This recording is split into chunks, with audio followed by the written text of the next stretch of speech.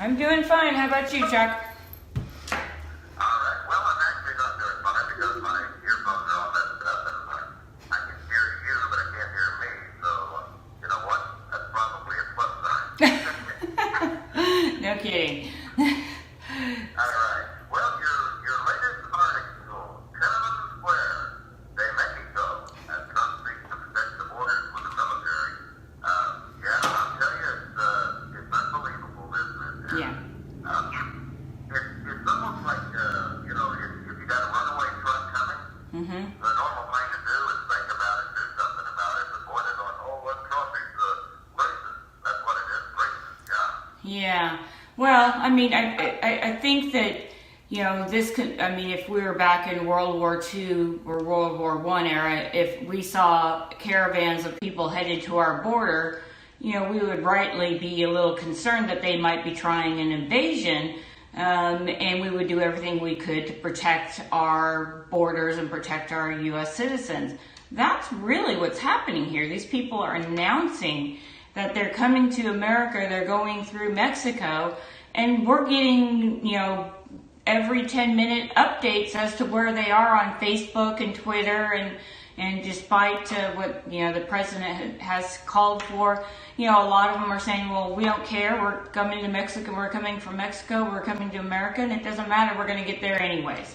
So I think what you have is a pretty flagrant, a pretty, you know, basically intention to break the law, and there's not much more the United States can do about it except for send the military, which the president has done. And the only thing the military can do, as you know, because we have posse comitatus, is they can help, and they generally do surveillance.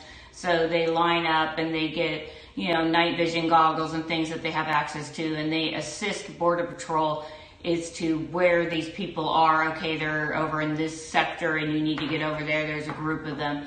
But once they get picked up by Border Patrol, because we have catch and release, we are not seeing these people being sent directly back home across the border. They're coming into the system, and because our courts are backlogged, as you know, the likelihood is that they will be released, and they just don't show up for court dates, and then they become part of the in the shadows, as President Obama called them.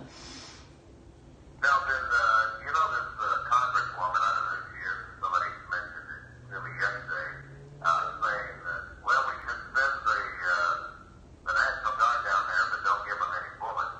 And, you know, people automatically go, well, that's really stupid, you know, and that would be your first knee-jerk reaction. But then again, when you talk about how far can the military go, Yeah. you know, then maybe she's not ready as she sounds. Well, I think too, when you look at the actual situation, and there's a lot the U.S. can do on this. I mean, these people are crossing through Mexico with no papers. So even if they're coming here and they're saying they're coming for asylum, where you land first, the first country you go to, and primarily I believe 80 to 85% of these people coming up are from Honduras. So when they either go to Guatemala or they go to Mexico, that's the country they're able to get asylum in. You can't just go skipping through countries and get asylum. And a very good example is that when the Iraqi Christians came to California, and they ended up deporting several of them because they went through and they landed in Germany and France, and they decided they had more family in America, so they came on over to America, and they ended up getting deported because of that. This is not the first country they landed. So the United Nations is pretty specific on this matter. Well, the amazing thing is, you know, they fear for their life. We need silence because, you know, we're fearing for our lives. So let's go and get an update of where we're hiding right now. You know, Yeah. We're going to take a break. We're going to be right back. Are you in Washington, D.C. right now? I'm still in DC, and I'm streaming live, and I'm looking at my phone, and I'm seeing all kinds of people responding. So it looks like they're, you know, relatively happy with the discussion we're having. So that's good. Well, of course they're happy with you. We know that. Kimberly DeBoer at DBORAK. She's everywhere. Periscope.com. You can read all her reports at theknewreport.com. Everybody's so good. You know, it's got a lot of here, but like Kimberly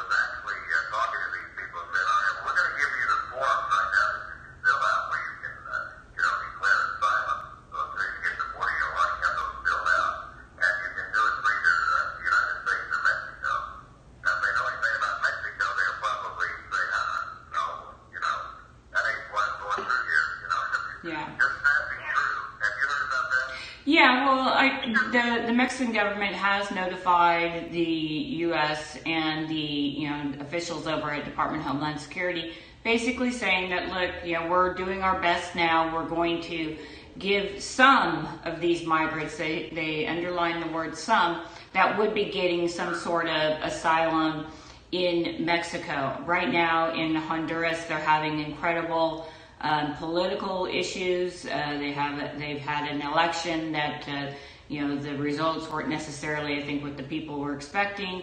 It's a pretty treacherous drug cartel region. There's a lot of violence. It's very unstable, but that doesn't mean that you can just simply pass through a few different countries to get to America and Americans are going to take care of you. I think that it's terribly sad what's going on, but again, this is where people are tired of the United States being involved in the Middle East and trying to fix their countries and rebuild their countries, and at great cost to the American taxpayer. And they have to look at this situation as well. While it might be the compassionate thing to take them in, these are not people that are coming here that have gone to college, that are well educated. We're talking about migrants who primarily will probably work, on the farms and ranches. And, those we know when they have children, they are net takers from the system. And since we're $21 trillion in debt, it just doesn't seem to make a lot of sense. And this issue resonates with the voters. And all you have to do is look at the poll numbers for President Trump. They're escalating, they're going up because this is what he ran on. The American people are like, enough with people coming to this country illegally. There is a lawful way to come to this country. You get in line, and it may not take 2 weeks or 3 weeks if you can walk across the border, but you do it the lawful way. And all the people who are in line now, they get pushed down the line further because in essence now we got to take care of these people. Over 1 million plus come in here every year, and it's more than all the other countries combined. 1.2 million. It's 1. Yeah, it's 1.2. We take in 1.2 million every single year, and that doesn't count all the H-1B visas that we hand out. I mean, we're very generous with getting people into this country. It's just we can't take care of the world. Right now, it doesn't appear we can take care of ourselves, being $21 trillion in debt. Now, for you and I, it may not have too much of a impact on us, but I'm telling you, our kids and grandkids, that's going to have an impact on them. I mean, that money's just not going to disappear and then one day they're back at zero. So, I mean, these are very real conversations that the people want to have. I think people like you and I who live in California, we already know that there are consequences of opening up these borders. Yeah. On page 1 of your report, the name of the group is Pueblos Sin Fronteras, is that right? Yes. Now then, I want you to listen to this, listener. If you're thinking, oh boy, you support these people, blah, blah, blah. All right, here's their statement. The organizers of this caravan, here's their statement. Listen to this. We demand of the Mexico and the United States that they respect our rights as refugees and our right to dignified work to be able to support our families. Right? Also, the group demands that the United States open up its borders because we are as much citizens as the people of the countries where we are and or travel. And of course, I wrote really after that. So I mean, I think that kind of I think that some of these other countries might look at that and say maybe that's not the case. But yeah, this is part of the not just America without borders or North America without borders. This is the world without borders. And if you are a government that offers social benefits, then you simply cannot afford to have open borders because everybody is going to go to the country where you have the best benefits. And there's a good example of that back when, right after 9/11, when there were these migrants that were moving up through the Middle East after the war started there, and they didn't want to stop in a couple of the European Union countries, and they wanted to get to England because England had the best benefits. And they ended up allowing these people to make the journey all the way up to England, and England has been taking care of them ever since. So these open borders, world open borders people, like I said, I mean, and it's not to be, mean or defamatory or anything towards a lot of these migrants. It's all they know. But when we are importing or bringing people to this country who are not, they haven't paid into Social Security yet. When they retire, they'll be able to get some sort of Social Security payments. They'll get their Medicaid insurance paid for. These things cost money. And the United States, if you come here lawfully or you're born and raised here, you pay into that your whole life. So you're at least putting something in. And this is the problem, I think, that most Americans are seeing. They're like, man, I go to the doctor and it used to be like a $10 copay. Now I got to pay $50, $60, $70. I can't afford to take my kids to do this. And now we can't go out to eat as much. And they look at it and they're like, why are they taking all of the money out of my paycheck? I'm not getting that money back, but I'm having to pay for other people. And perhaps tax returns should be done a different way. Maybe put a box saying you want to donate $1,000 or whatnot to people who come to the country unlawfully. I guarantee you're not going to get a lot of people checking that box. It's very difficult right now. The middle class is struggling. I mean, it's improving a little bit, but it's still struggling tremendously to kind of dig itself out of this, last 8 years that we were in recession in essence. So it's been a very stagnant economy. And Americans, if you leave the Beltway here in Washington, D.C., or you leave California and you travel anywhere else, and we've talked about this all the time on your show, people are frustrated. They want the laws that are on the books enforced for immigration. And I think that they don't really understand why we can't just, if they come to the border, we can't just put them on a bus or put them on a plane and send them back the next day. Because obviously they're not lawful in the country, and they can figure that out pretty quickly. And I think the majority of Americans, that's what they would like to see with this. They're just, they have family and friends that are doing it the right way, and it takes time. And this is just another takeaway from those people who did the right, followed all the right paperwork and pathway to get here and are still waiting. I mean, the list is somewhere between 8, 9, 10 years to get in. So you can see those people are impatient, and they see this, and it doesn't bode well for the country. And if we allow this to continue, next week it'll be the Guatemalans coming up, and the week after it'll be Nicaraguans. And I mean, you're just going to have a constant flow of people if they know that this is what the country is going to do. And I think this is why President Trump out tweeting, although I know a lot of people don't really like his tweeting all that, he actually was pretty focused on this immigration issue over the weekend. And he did a good job about it. It's like stating the obvious with this. And then you watched as the week go on, and his poll numbers went up because people were like, what? That's what we elected you to do. You can shut up about all the other stuff, but this is what we wanted you to do. And look, we're going to reward you with poll numbers. And the thing is that these open border crowds, they have little clever sayings, and little things that they'll holler at you whenever you're trying to debate them or whatever. And it's always like, this country was built on immigrants. Immigrants built this country. You know what? They've got their eyes mixed up, okay? Yeah. Yes, it was immigrants, legal immigrants. It wasn't invaders. Invaders didn't build this country, all right? Well, at Ellis Island. Learned the language and said, all right, what do we do to make it even happy for us? Yeah. Well, I was going to say, at Ellis Island, people don't, I don't think it's reported out that often, but people at Ellis Island were turned around and sent back if they felt that they had carried diseases or they weren't of good health or they couldn't provide some sort of benefit to the country. So there were a lot of people that came to Ellis Island that never made it past that and were shipped back to their home countries. So, it's just, we have laws in place. And I just think that, with the American people, are like, we're working really hard, and we just like people to follow the law here, because we don't get that same benefit. Well, back I saw a special probably History Channel, one of those on Ellis Island, and and it wasn't necessarily that they were turned around and sent back to their country, because they actually had a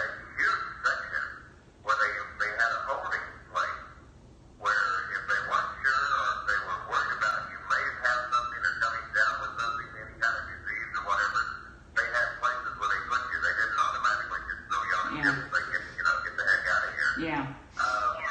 Trump, he's got the ace in the hole because, he's a very good negotiator, and you see what's going on with China right now, and so many people are reading that wrong, Kimberly. I might ask you about that in a moment, but he knows what he's doing, and China's the one that's going to suffer the way these things are going. I mean, because we're not taking that much anymore from them, believe it or not.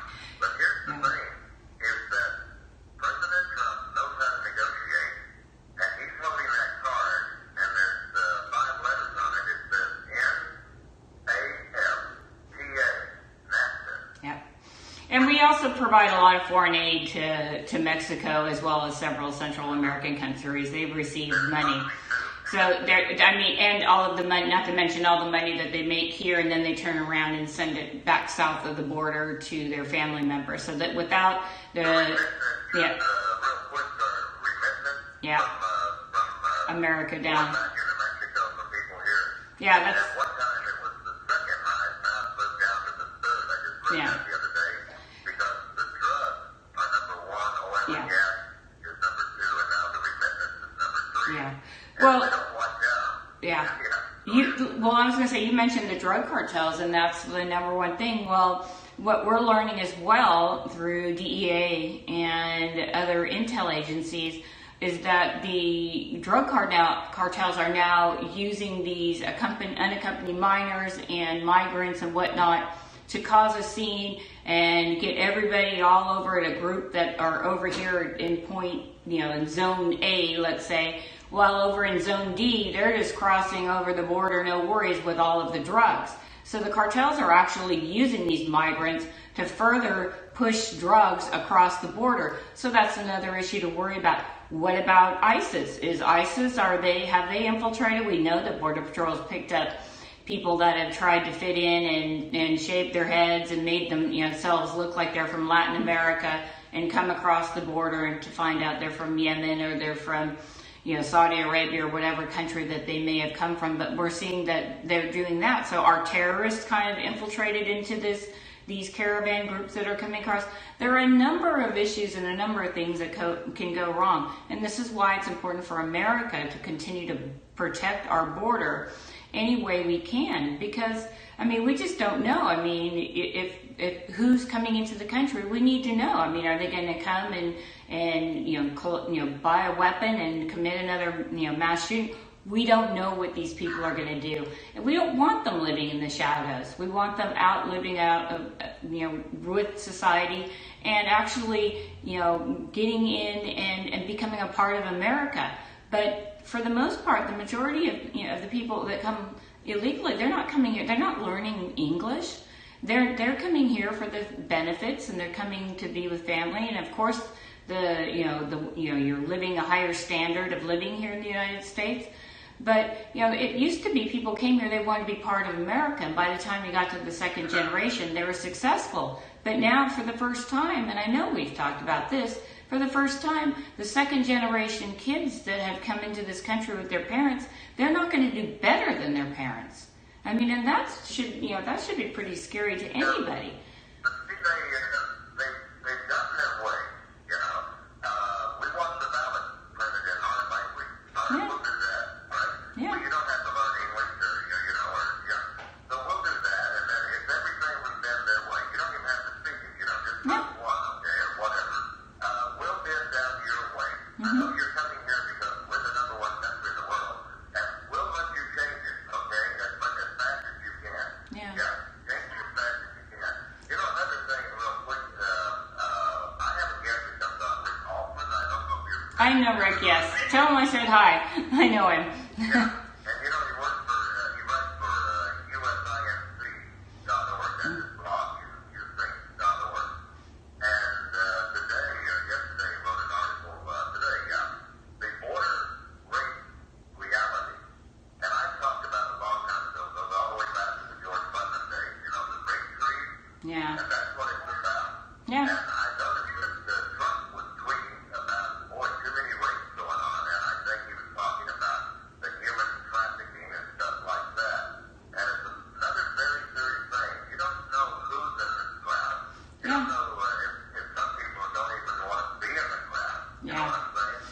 Yeah. 90% of them do, but anyway, I just wanted to bring that to you if you're interested. So, Yeah, I actually I wrote about the rape tree, and I was actually taken in California along the border. I was taken to this area that was known as the rape tree, and they, yeah.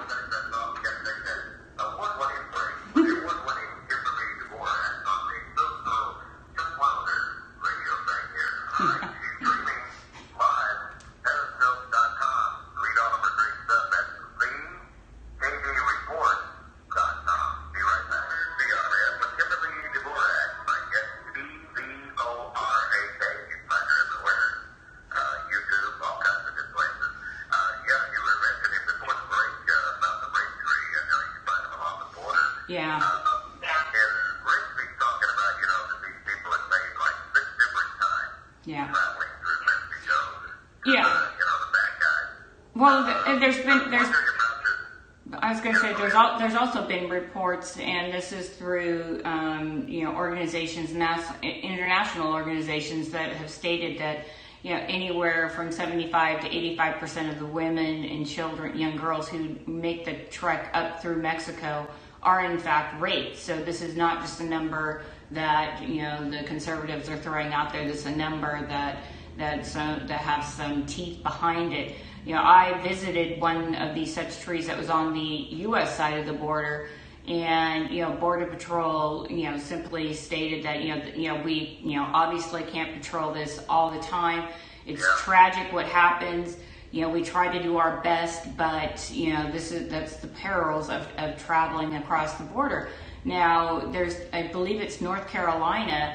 There's an organization there that keeps track of all of the minor children that are victims of sex crimes, and the numbers are increasingly, and the people they pick up for the perpetrators of these crimes are people who are unlawfully in this country. So this is why we have a vetting process to make sure we let people that are going to come follow the laws be a part of America, be a part of the fabric of America, and help this country grow to be a bigger, better country, and not people who are going to come here and commit crime. And right now we have a lot of people who are committing crime. I know when you look at it in the overall millions of numbers, it may not seem like a lot, but if you're a family and you lost a loved one, or your daughter was raped or something like that, that's a pretty significant number. You're like, that could have been avoided by not simply having this person in the country. So, one is too many. I mean, one murder is too many. One reason I brought it up, Kimberly, because this group that you mentioned in your article, Pueblos and from Devon, I'm wondering, because it says they're traveling in a caravan, and I'm thinking, well, what, do they have protection in that caravan? Because the caravan sounds like it's more secure. You know what I'm saying? Yeah. I just think that it's just simply they think they find safety in numbers. I mean, that's what I've read, at least. I mean, and we remember when the war broke out in Syria, 2-3 years ago, and we saw hundreds of migrants making the trek up to Europe, and the long lines. I mean, just endless lines of people that were all traveling together. That's similar to what's going on in Mexico. Just a large number of people. They said they find that they have safety in numbers.